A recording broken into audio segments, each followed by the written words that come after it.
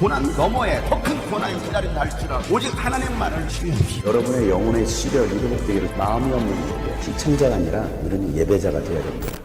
샬롬, 오늘은 고난주간의 월요일입니다. 예수님께서 우리를 위하여 고난당하셨던 그 날들을 기억하면서 예수님의 고난이 나의 고난이 되고 예수님의 승리가 나의 승리가 될 수 있는 고난주간 되기를 간절히 기대합니다. 함께 나눌 말씀은 누가복음 22장 39절부터입니다. 예수께서 나가시어 늘 하시던 대로 올리브산으로 가시니 제자들도 그를 따라갔다. 그곳에 이르러서 예수께서 제자들에게 말씀하시기를 시험에 빠지지 않도록 기도하여라 하신 뒤에 그들과 헤어져서 돌을 던져서 닿을 만한 거리에 가서 무릎을 꿇고 이렇게 기도하셨다. 아버지, 만일 아버지의 뜻이면 내게서 이 잔을 거두어 주십시오. 그러나 내 뜻대로 되게 하지 마시고 아버지의 뜻대로 되게 하여 주십시오. 그때 천사가 하늘로부터 그에게 나타나서 힘을 북돋우어 드렸다. 예수께서 고뇌에 차서 더욱 간절히 기도하시니 땀이 핏방울같이 되어서 땅에 떨어졌다. 기도를 마치고 일어나 제자들에게로 와서 보시니 그들이 슬픔에 지쳐서 잠들어 있었다. 그래서 그들에게 말씀하셨다. 왜들 자고 있느냐? 시험에 빠지지 않도록 일어나서 기도하여라.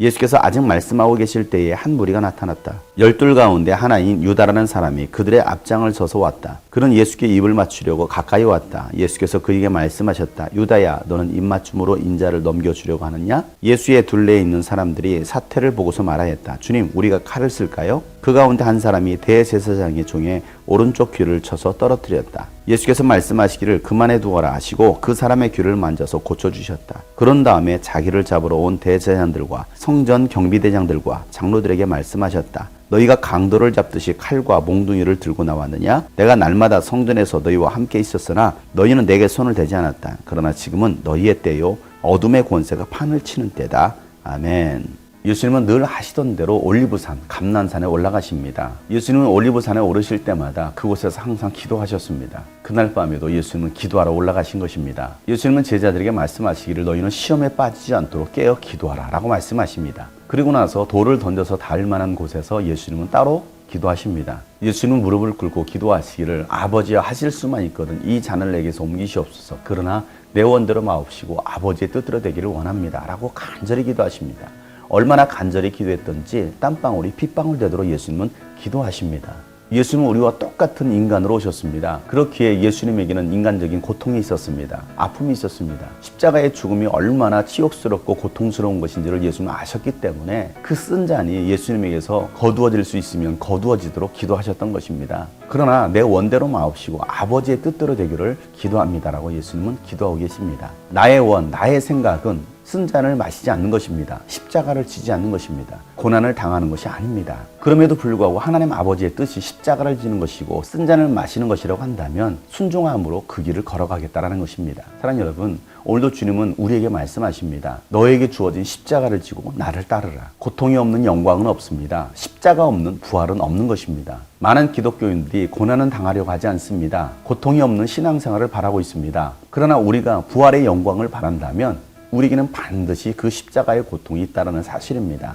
그 고난을 통과하지 않고서는 어떤 영광도 우리에게는 없는 것입니다. 여러분은 여러분의 뜻을 구하고 계십니까? 아니면 아버지의 뜻을 구하고 계십니까? 오늘도 우리는 아버지의 뜻을 구합니다. 아버지의 뜻이 나에게 이루어지기를 원합니다. 그렇게 예수님은 간절히 기도하시는데 제자들은 자고 있는 것입니다. 예수님은 그 제자들을 깨우면서 너희들은 한시도 깨어 있을 수 없더냐라고 말씀하십니다. 그러고 나서 다시 또 기도하라고 하십니다. 그렇게 3번씩 기도했지만 제자들은 여전히 잠을 자고 있습니다. 깨어 기도해야 될 이때에 기도하지 못하고 잠만 자고 있는 것입니다. 오늘날 한국 교회가 한국 성도들이 깨어 기도할 때인데 깨어 기도하지 못하고 있습니다. 새벽이든 낮이든 밤이든 기도할 수 있어야 되는데 기도하지 못하고 있습니다. 기도하지 않는다면 결국 시험 드는 것입니다. 그러나 기도한 사람들은 시험이 찾아와도 그 시험을 능히 이겨낼 수 있습니다. 기도하여 시험을 이겨낼 수 있는 여러분 되시기를 축복합니다. 예수님께서 3번째 기도를 마치시고 제자들을 깨우시면서 일어나 가자, 나의 때가 왔다라고 말씀하십니다. 그때는 바로 예수님께서 십자가에 죽으시는 때입니다. 이방인들의 손에 넘겨지는 때입니다. 고난의 때입니다. 예수님께서 제자들과 함께 겟세마네 동산을 내려오려고 하는데 가룟 유다가 무리들을 데리고 앞장서서 걸어옵니다.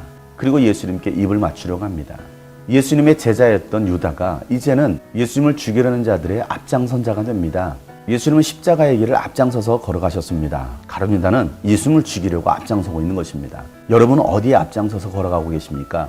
누구 편에 서 계십니까? 성전 경비병들이 예수님을 잡아 끌어가려고 할 때에 베드로가 대제사장의 종의 귀를 잘라버립니다. 그러자 예수님은 베드로에게 칼을 집어넣어라. 칼을 쓰는 자는 칼로 망한다라고 말씀하시면서 귀가 잘린 종의 귀를 다시 고쳐주십니다. 그리고 예수님은 묵묵히 그 길을 앞장서서 걸어가십니다. 지금은 너희의 때요 어둠의 권세가 판을 치는 때다라고 말씀하십니다. 예수님이 이제 고난의 길을 걸어가십니다. 사랑하는 여러분, 이 고난 주간에 예수님이 당한 고난을 깊이 묵상하는 시간이 되었으면 좋겠습니다. 누구를 위한 고난이었던지, 누구 때문에 당한 고난인지를 우리가 깊이 묵상하고 예수님의 고난이 헛된 고난이 되지 않도록 함께 그 고난에 동참할 수 있는 고난 주간 되기를 축복합니다. 그리고 이 고난의 때에, 위기의 때에 시험이 들지 않도록 깨어 기도하는 여러분 되시기를 예수 이름으로 축복합니다.